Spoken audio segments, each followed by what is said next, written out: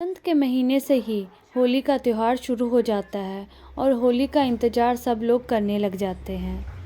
फागुन शुक्ल पक्ष की पूर्णिमा की रात होलिका दहन किया जाता है और इसके अगले दिन होली मनाई जाती है। हिंदू धर्म के अनुसार होली पर बुराई की अच्छाई पर जीत माना गया है। होली एक सांस्कृतिक और पारंपरिक त्यौहार है। पूरे भारत में अलग ही माहौल रहता है होली वाले दिन।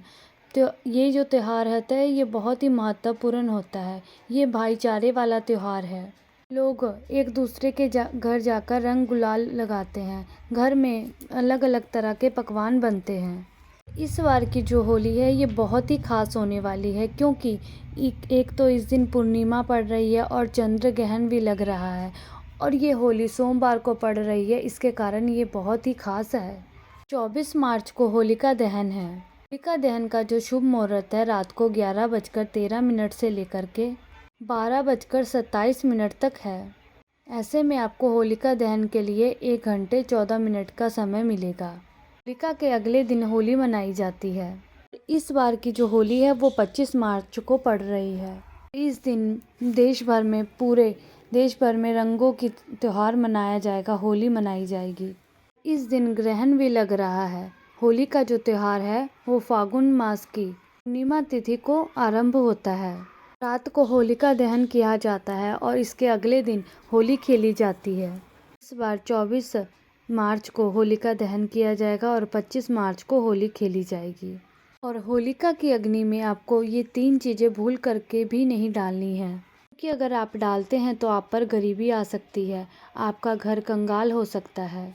सनातन धर्म में होली का जो त्यौहार है वो बुराई पर अच्छाई की जीत माना गया है। होली का जो महापर्व होता है खुशियों और रंगों से भी जुड़ा होता है। होली की रात को दैविक शक्तियों की रात मानी जाती है। इस दिन आसुरी शक्ति जो होती हैं उनका नाश होता है और दैविक शक्ति जो होती है उनकी उत्पत्ति होती है। और आप 24 मार्च को अपने घर पर होलिका दहन कर रहे हैं तो सबसे पहले होलिका दहन के लिए आपको स्नान करना जरूरी है।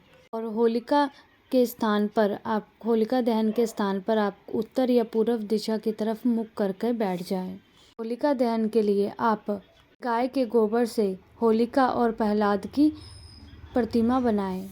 वहीं पूजा की सामग्री के लिए रोली और फूलों की माला, हल्दी, मूंग, बतासे, गुलाल, नारियल 5 से 7 अनाज रख ले और 1 लोटे में पानी भी रख ले। इन सभी पूजा सामग्री के साथ आप होलिका दहन की पूजा पूरे विधि विधान से करें। होलिका की पूजा के बाद आप भगवान नरसिंह भगवान की भी विधि विधान से पूजा करें। होलिका के चारों ओर 7 बार परिक्रमा करें। आइए अब जानते हैं होलिका दहन में कभी भी कौन सी चीज़ें आपको बिल्कुल भी नहीं चढ़ानी चाहिए।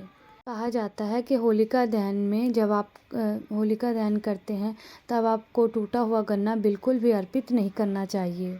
ही होली में आपको खराब गन्ना अर्पित करना चाहिए, कारण आपको होली मैया का श्राप लग सकता है कि जो टूटा हुआ गन्ना होता है वो कभी भी पूजा पाठ में इस्तेमाल नहीं किया जाता है, क्योंकि ये कहा जाता है होलिका दहन की अग्नि में हमेशा शुद्ध और साफ चीज़ें डालनी चाहिए।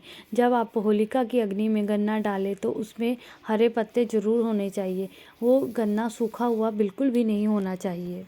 कभी भी आपको होली की अग्नि में सूखा नारियल ही अर्पित करना चाहिए, कभी भी आपको पानी वाला नारियल अर्पित नहीं करना चाहिए। अगर आप सूखा नारियल अग्नि में डालते हैं तो आपकी जितनी भी परेशानी होती है वो सभी परेशानियों को होली माता अपने साथ ले जाती है।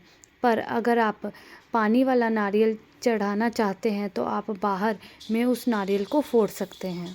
अगर आपको बुरे सपने आते हैं या कोई और परेशानी होती है तो आपको क्या करना है, आपको पानी वाला जो होलिका दहन की पूजा के समय आपको क्या करना है, एक सूखा नारियल, काले तिल और सरसों को लेकर के अपने ऊपर से 7 बार घुमा करके होलिका अग्नि में आप डाल देते हैं तो होलिका माता आपके जितने भी परेशानी दुख दर्द होते हैं वो सब अपने साथ लेकर के चली जाती हैं।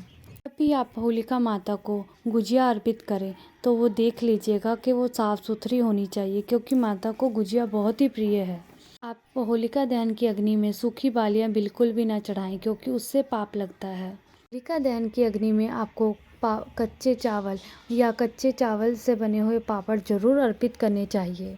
होलिका दहन में चावल अर्पित करने से धन की प्राप्ति होती है। जो भी आपने अपने घर में बनाया है कचरी पापड़, वो होलिका की अग्नि में ज़रूर डालना चाहिए, पर उससे पहले आपको बिल्कुल भी जूठा नहीं करना चाहिए। इससे आपके घर में कभी भी धन की कमी नहीं होगी, कमी नहीं होगी, कमी नहीं होगी, कमी नहीं